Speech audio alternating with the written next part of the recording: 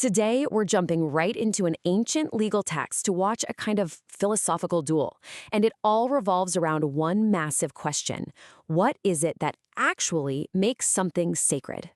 So just imagine this. You're preparing a sacred offering. It's like a recipe for the divine. But then something goes wrong. Maybe you spill a little flour, or you mix it in the wrong spot. Is it totally ruined? Well, that simple, almost practical question is the spark for a brilliant philosophical showdown. All right, so to get this, we need to go back in time. We're in the ancient temple in Jerusalem, which was, a place of huge spiritual importance. And we're going to zero in on one very specific ritual, the mincha, which is basically a meal offering. Now, this wasn't just some casual cooking. In the world of temple rituals, precision was absolutely everything. For an offering to be accepted, every single detail had to be perfect. The right ingredients, the right actions, in exactly the right place.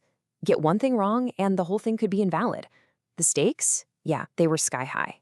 So in this kind of pressure cooker environment, you get some of the sharpest legal minds in history. And our story really centers on two of these brilliant scholars. Their fundamental disagreement is what's going to drive this entire explainer. And here it is, the heart of their disagreement laid bare. For Rabbi Yoḥanan, holiness is created by a specific, crucial action. But for his colleague, Reish Lakish, nope. For him, holiness gets transferred the second an object enters a sacred vessel. It might sound like a subtle difference, but believe me, it has massive implications. So how does this philosophical difference actually play out? We're about to see their competing ideas go head-to-head over three really fascinating hypothetical problems.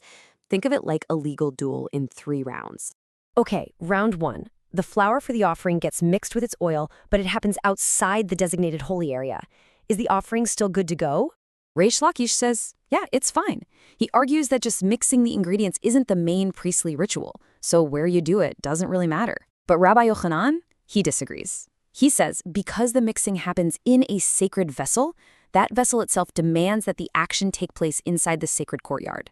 You can already see their core principles starting to clash. All right, let's up the stakes for round 2. The flour is already in the sacred bowl, so it's in the sacred space. But before the main event, some of it spills. Can you just, top it off and keep going? So for Rabbi Yoḥanan, our action guy, this is no big deal. The key ritual hasn't happened yet, so the offering isn't fully sacred. Just add more flour. But for Reish Lakish, our vessel guy, this is a disaster. The moment that flour hit the sacred bowl, it became holy. You can't just mix regular, mundane flour with something that's already been sanctified. The offering is totally disqualified.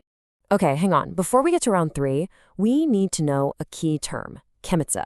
This is the central priestly action. It's the scooping of a symbolic handful of the offering that's going to be burned on the altar. For Rabbi Yoḥanan, this is the moment. This is the action that changes everything. Okay, here we go. The final round. The priest has performed the chemitza. That handful for the altar is ready.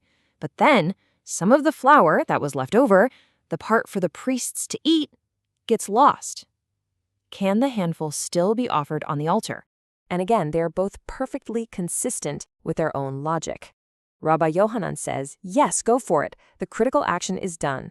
As long as there's some remainder left, the ritual is valid. But Reish Lakish says, absolutely not. The offering has to be whole. An incomplete offering is a disqualified offering, period. So, we've seen where they both stand. But what's so cool is not just what they argued, but how they argued. This wasn't just about their personal opinions. It was all about rigorous logic and finding precedent in the law. And in this department, Rabbi Yoḥanan had a killer argument up his sleeve. He brings up a completely different offering, the shewbread. These were 12 loaves of bread that were always present in the temple. And the law says that once the designated time arrives to offer the frankincense that goes with the bread, you do it, even if the bread itself happens to break after that moment has arrived. The logic is just inescapable. A ritual can be valid even if the physical offering becomes imperfect, as long as the key action or the key moment has already passed. Now, faced with this absolutely airtight logic, the text delivers one of the most dramatic moments you'll find in these ancient debates. It simply says, Reish Lakish was silent. And that silence, it speaks volumes. In this intellectual world, silence isn't a sign of weakness, it's a sign of intellectual honesty. It's basically an admission that your opponent has made a point so powerful you have no immediate counterargument. The argument is won. So, what was this whole debate really about? Flour and oil? Broken bread? Of course not. This entire argument was digging at a much, much deeper, more profound question about the very nature of holiness itself.